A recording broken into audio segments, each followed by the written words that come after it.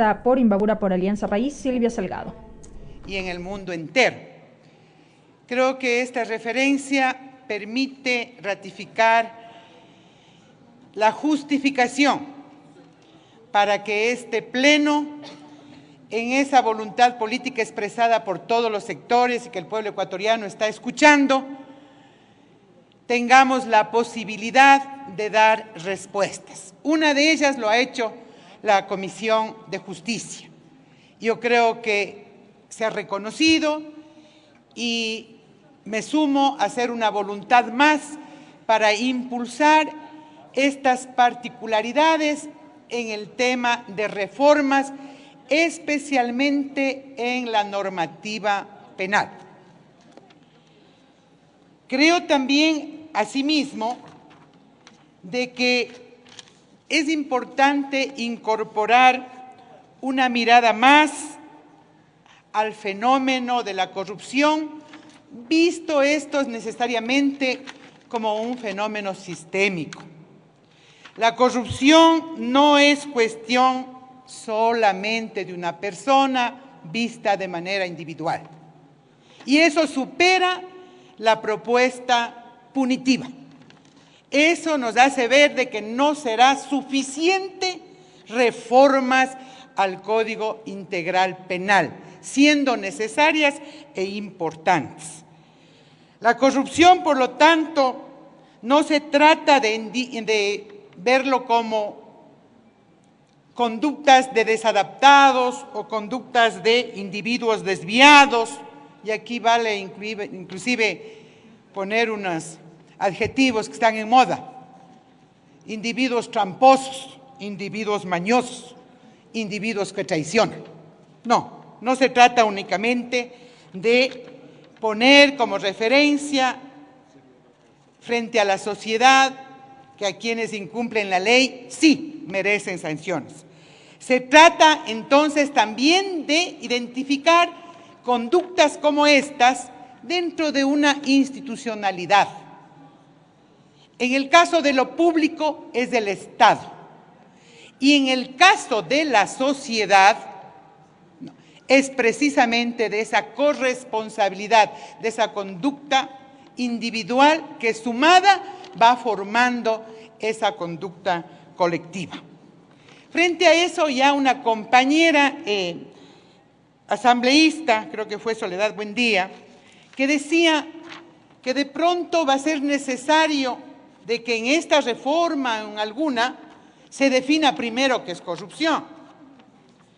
Como nosotros podemos observar en este informe, no se trata de una ley autónoma, sino por el contrario se trata de contribuir a reformas puntuales dentro de algunos cuerpos normativos, uno de ellos desde el Código Integral Penal, viabilizando precisamente propuestas que ya se han hecho acá respecto, por ejemplo, de viabilizar la investigación fiscal sin previo informe de indicios penal desde la Contraloría.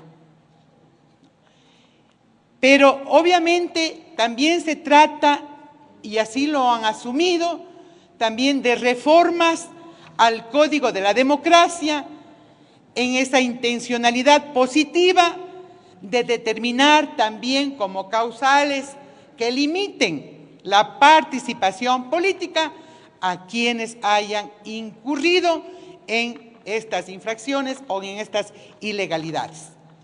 También está de por medio reformas a la ley de la Contraloría. Pero me parece fundamental que vayamos también incorporando lo que decía Soledad Buendía en este tema de qué es la corrupción. De pronto no podemos poner en la ley de la Contraloría qué es la corrupción, en el COI qué es la corrupción, en el Código de la Democracia qué es la corrupción. Para eso tenemos precisamente una normativa que ha permitido entendernos no solamente a nivel interno como país, sino a nivel internacional. Me refiero a la Convención de Naciones Unidas sobre la corrupción. Define claramente lo que es la corrupción y es un instrumento internacional del cual el Ecuador asume precisamente o adhiere, ¿no?, sus propuestas, sus resoluciones y la vinculancia.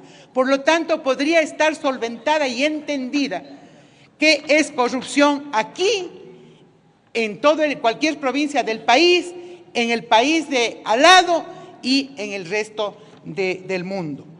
Pero obviamente, cuando se trata de la corrupción, estamos, presidente, entendiendo de que este fenómeno social que trasciende inclusive fronteras, ha visto implementado algunas acciones que al cabo del tiempo han podido determinar inclusive que no han sido sostenibles ni han tenido los resultados esperados.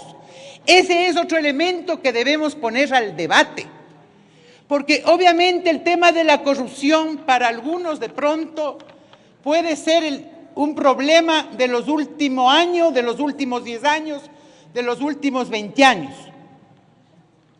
Hubiéramos querido que sea así, porque hubiéramos identificado las causas.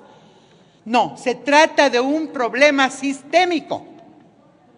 Y para acordarnos, yo inclusive sin tener la intención de identificar responsabilidades a alguien, pero de identificar hechos para sostener esta nueva mirada de lo que nos convoca en este momento al tratar el tema de la corrupción.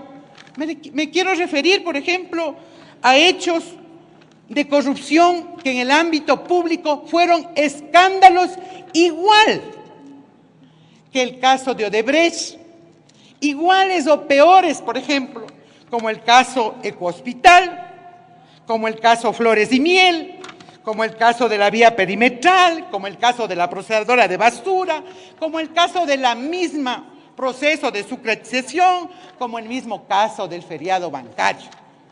Mucho me temo entonces, compañeras y compañeros, de que si lo abordamos personalmente o como un tema personal, punitivo, en respuestas a reformas al Código Integral Penal, estaremos también dejando a un lado las otras aristas necesarias que tenemos que abordarlo, no solamente en las reformas de estas normativas, sino también en lo que ya decía algún compañero, en políticas de prevención y de corresponsabilidad social.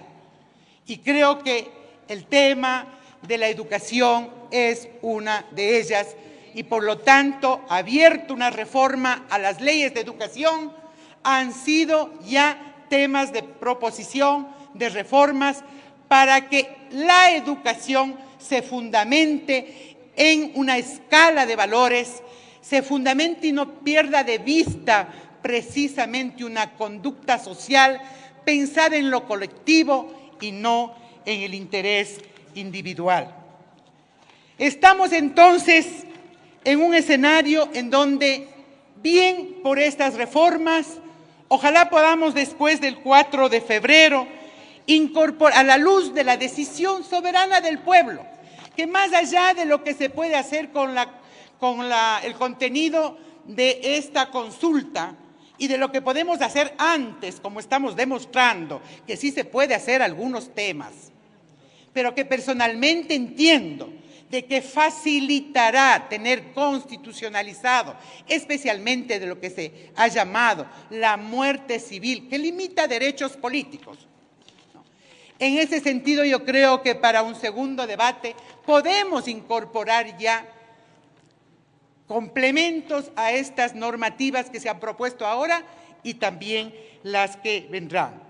Obviamente, es importante indicar que estos escándalos que actualmente han generado conmoción y alarma social no pueden simplemente determinarse como está actualmente la Constitución, inclusive el carácter de imprescriptible, como es el delito de peculado, de enriquecimiento ilícito, de concusión y de cohecho.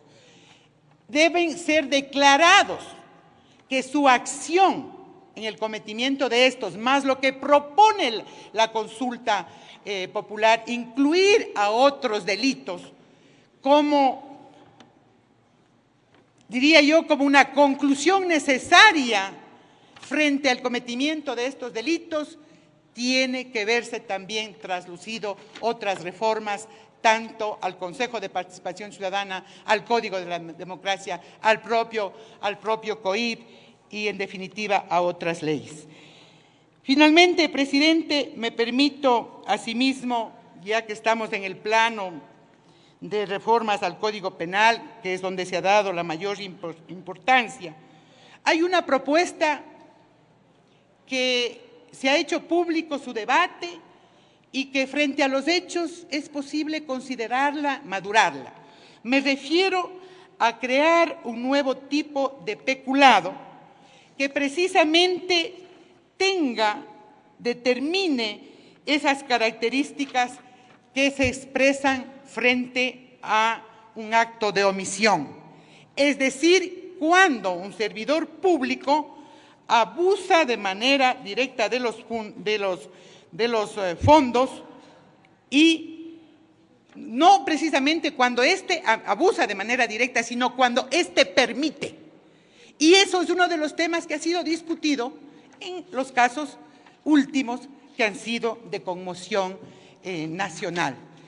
Este delito de peculado, que podría determinarse por omisión, podría inclusive evitar que ciertas conductas, especialmente de funcionarios públicos, se escondan o busquen el velo para ocultar el cometimiento de estos ilícitos. Muchísimas gracias, presidente. A usted.